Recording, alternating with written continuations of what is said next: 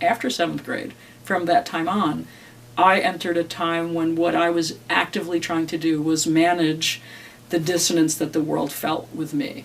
And so I sort of actively tried to figure out, okay, now I'm sensing that others around me, that I had a lot of room as a kid, and now the walls are sort of closing in, and how am I going to manage this? And so I embarked on a plan of, well, how will I not make other people comfortable, but what's the minimum that I can get by doing and feel okay with myself and feel authentic enough and not too strangled? And how much can I get away with and still make a way in the world, where I feel that I'm going to be marginally okay?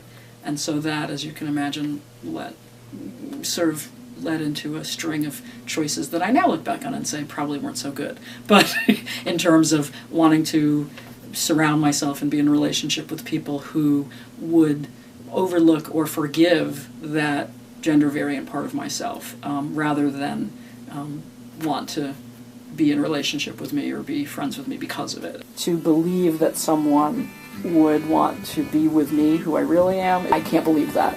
And so I'm willing to settle. It built the best life I never wanted, with a very nice person.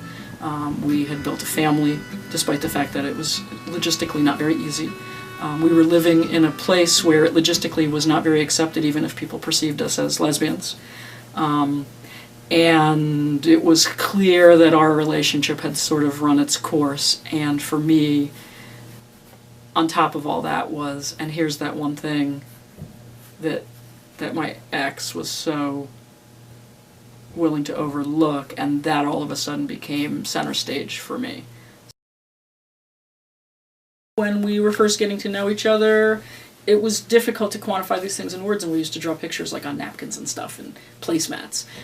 And we would try to, at one point, the person who became my partner was doodling a picture about her orientation.